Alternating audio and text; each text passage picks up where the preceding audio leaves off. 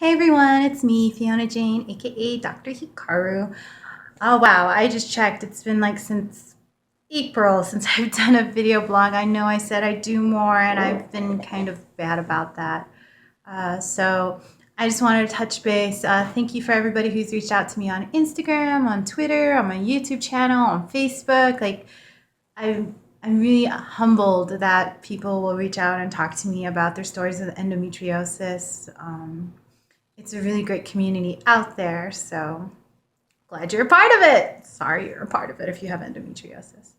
So the gist again, I am not a doctor. It's a screen name, so anything I talk about is through my own personal experience and research, and also working with my specialists, my doctors. So it's my own experience I talk about. So a couple things that have happened since April. Yeah, April. It's already August. Gee, where has time gone? If you hear some background noise making interesting sounds, that would be Nina, the German Shepherd, or Saya, my Shiba Inu. So again, my videos are all candid and this one's kind of going to be here and there and everywhere because I haven't updated in a while. So a couple things that have been going on. I have been working with a urologist at Stanford, Dr. Kometer, and it's been wonderful because I was peeing an average of 24 times a day. Before I started seeing him, my first visit, we got it down to 10, 12 times a day. And now I'm down to what we call the normal range, 4 to 6 times a day. It can go up because of caffeine, of stress. For me, it's caffeine, stress, sugars, like a lot of juices, and alcohol, which makes most people pee to begin with. And so the fact that I've gotten down to a normal level is pretty amazing. I started on oxybutynin and Elmeron. Then they put me, I can't remember the other one, something that made my pee turn orange. They moved me to Mirtrebec instead of Elmeron, or instead of oxybutynin because of the side effects, and Elmeron. And now I am just down to Elmeron. So that's really exciting. I just had my checkup with Dr. Najat 1 year, 4 months post-op. Pretty exciting. I feel a lot better.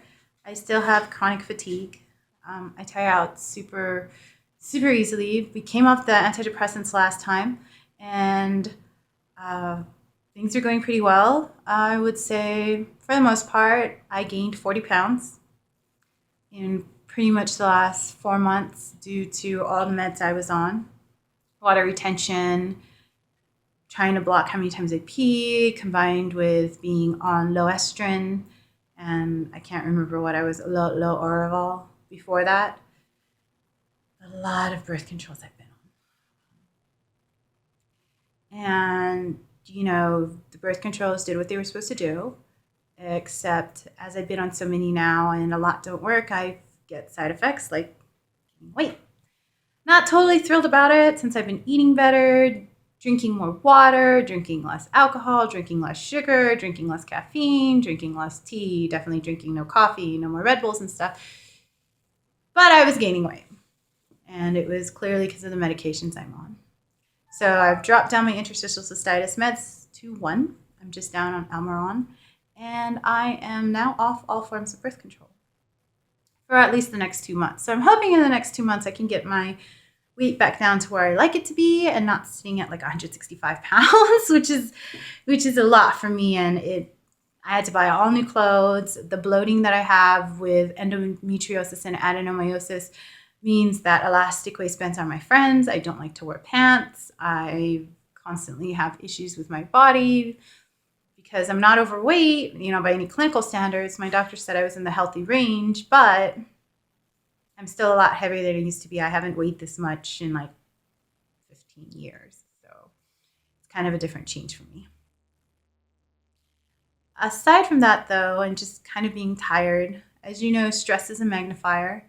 It magnifies everything. So all my symptoms get worse when I'm super stressed out. And I work as a senior consultant for an IT company that specializes in working with custom software delivery.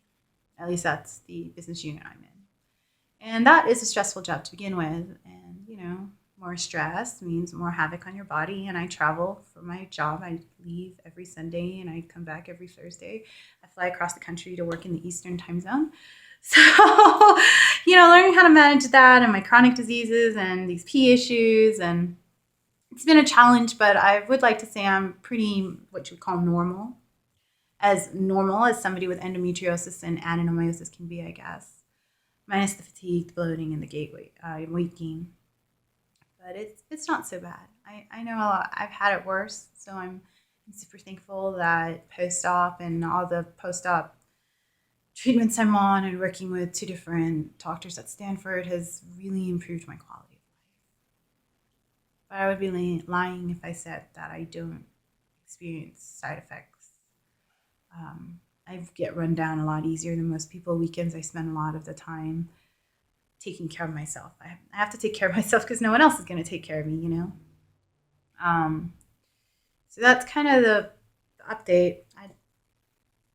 Since I haven't talked much about what's going on. So that's the Endo, Interstitial Cystitis update. On the flip side of it, as you know, I've been a part of EndoMarch, Worldwide Endometriosis Awareness March, EndoMarch, this is my 3rd year.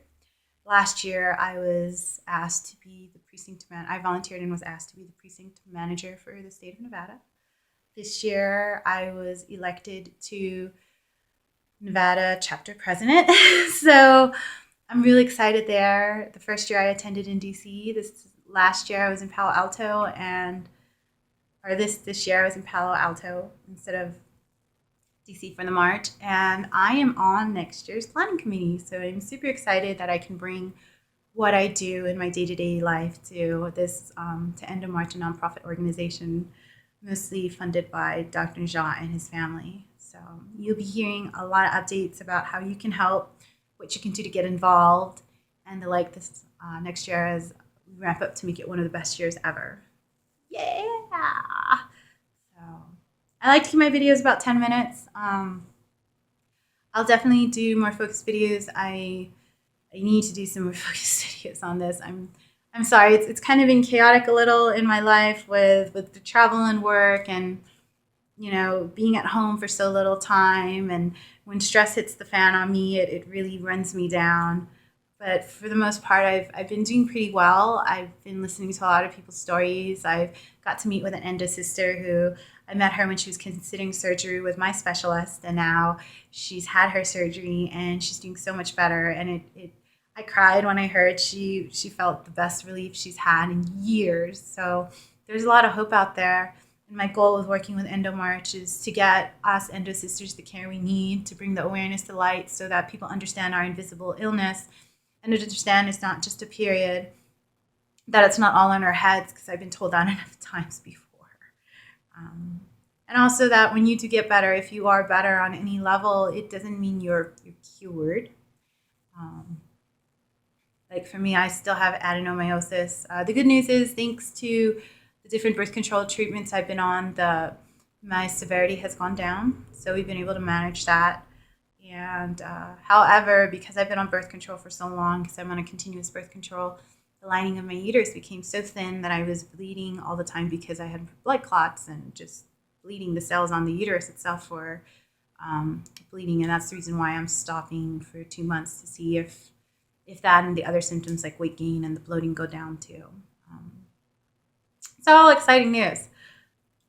Thanks again for your support. I'm about 9 minutes now, so I'm going to end this video, take it to my computer, and then upload it so you guys can all enjoy.